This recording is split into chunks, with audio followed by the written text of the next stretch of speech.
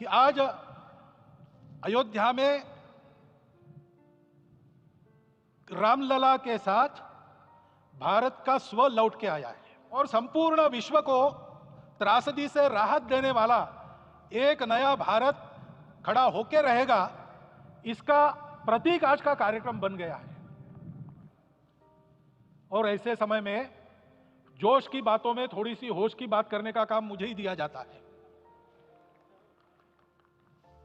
आज हमने सुना कि इस प्राण प्रतिष्ठा महोत्सव में पधारने के पूर्व प्रधानमंत्री जी ने कठोर व्रत रखा। जितना कठोर व्रत रखने को कहा था उससे कई गुना अधिक कठोर व्रताचरण उन्होंने किया। मेरे पुराना उनसे परिचय है, मैं जानता हूं वो तपस्वी है ही, परंतु वो अकेले तप कर रहे हैं, हम क्या करेंगे। अयोध्या में रामलला आए, अयोध्या से बाहर क्यों गए थे? रामायण में क्यों गए थे बाहर? तो अयोध्या में कलह हुआ। अयोध्या उस पुरी का नाम है जिसमें कोई द्वंद्व नहीं, जिसमें कोई कलह नहीं, जिसमें कोई दुविधा नहीं। वो हुआ 14 वर्ष वनवास में गए, वो सब ठीक होने के बाद दुनिया के कलह को मिटा के वापिस आए। आज रामलला वापस फिर से आए हैं 500 साल के बाद। जिनके त्याग तपस्या प्रयासों से ये सोने का दिन आज हम देख रहे, सुवर्ण दिवस देख रहे, उनका स्मरण प्राण प्रतिष्ठा के संकल्प में हम लोगों ने कहा, आपने सुना होगा, स्मरण किया। उनकी तपस्या को, उनके त्याग को, उनके परिश्रम को शतबार, सहस्त्र बार, कोटि बार नमन है। रामलला के यहां इस युग में आज के दिन फिर वापस आने का इतिहास जो जो श्रवण करेगा वो राष्ट्र के लिए कर्मप्रवण होगा और उसके राष्ट्र का सब दुख दैन्य हरण होगा। ऐसे इस इतिहास का सामर्थ्य है। परंतु उसमें हमारे लिए कर्तव्य का आदेश भी है। प्रधानमंत्री जी ने तप किया, अब हमको भी तप करना है। राम राज्य आने वाला है, वो कैसा था? दैहिक दैविक भौतिक तापा, राम राज नहीं कहु व्यापा। सब नर करहि परस्पर प्रीति, चलहि स्वधर्म निरत श्रुति नीति। सब निर्दंभ धर्म रत पुनि, नर अरु नारी चतुर सब गुनी।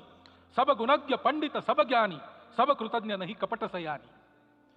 राम राज्य के सामान्य नागरिकों का जो वर्णन है, हम भी इस गौरवमय भारतवर्ष की संतानें हैं। कोटि कोटि कंठ उसका जयगान करने वाले हमारे हैं। हमको इस प्रकार के व्यवहार को रखने का तप आचरण करना पड़ेगा। हमको भी सारे कलह को विदाई देनी पड़ेगी। छोटे छोटे परस्पर मत रहते हैं, छोटे छोटे विवाद रहते हैं, उसको लेकर लड़ाई करने की आदत छोड़ देनी पड़ेगी। आखिर है क्या? ये बात बताइए, वो सामान्य नागरिक कैसे थे? निर्दंभ, प्रामाणिकता से आचरण करने वाले, केवल बातें करने वाले नहीं और बातें करके उसका अहंकार पालने वाले नहीं थे। काम करते थे, आचरण करते थे और अहंकार नहीं था। ऐसे वो थे और धर्मरत थे। यानी क्या थे?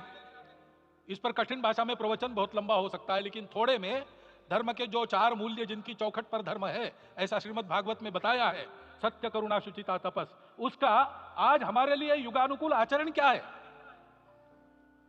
तो सत्य कहता है कि सब घटों में राम है, ब्रह्म सत्य है, वही सर्वत्र है।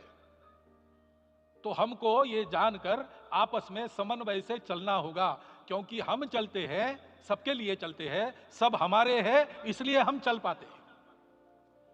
और इसलिए आपस में समन्वय रखकर व्यवहार करना, यह धर्म का पहला जो पैर है, सत्य, उसका आचरण है।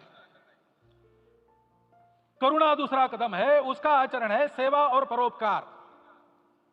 सरकार की कई योजनाएं गरीबों को राहत दे रही, सब हो रहा है, लेकिन हमारा भी कर्तव्य है, ये सब समाज बांधव हमारे अपने बंधु है। तो जहां हमको दुख दिखता है, पीड़ा दिखती है, वहां हम दौड़ जाए, सेवा करें, दोनों हाथों से कमाएं, अपने लिए न्यूनतम आवश्यक रखकर बाकी सारा वापस दे, सेवा और परोपकार के माध्यम से। यह करुणा का अर्थ आज है। शुचिता पर चलना है, यानी पवित्रता होनी चाहिए। पवित्रता के लिए संयम चाहिए, अपने को रोकना है। सब अपनी इच्छाएं, सब अपने मत, सब अपनी बातें ठीक होंगी ही ऐसा नहीं, और होगी तो भी अन्यों के भी मत है, अन्यों की भी इच्छाएं हैं। और इसलिए अपने आप को संयम में रखते हैं तो सारी पृथ्वी सब मानवों को जीवित रखेगी। गांधी जी कहते थे, earth has enough for everyone's need but it cannot satisfy everyone's greed. तो लोभ नहीं करना, संयम में रहना और अनुशासन का पालन करना, अपने जीवन में अनुशासित रहना, अपने कुटुंब में अनुशासन रहना, अपने समाज में अनुशासन रहना, सामाजिक जीवन में नागरिक अनुशासन का पालन करना।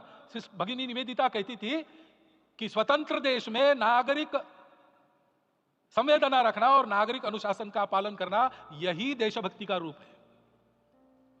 इससे जीवन में पवित्रता आती है। और तपस का तो मूर्तिमान उदाहरण आपके सामने आज दिया गया। व्यक्तिगत तपस तो हम करेंगे, सामूहिक तपस क्या है? संगच्छध्वम संवदध्वम सम वो मनांसी जानता। हम साथ चलेंगे, बोलेंगे आपस में, उसमें से एक सहमति का संवाद निकालेंगे, एक ही भाषा बोलेंगे, वो वाणी मन वचन कर्म समन्वित होगा और मिलकर चलेंगे, अपने देश को विश्वगुरु बनाएंगे। ये तपस हम सबको करना है।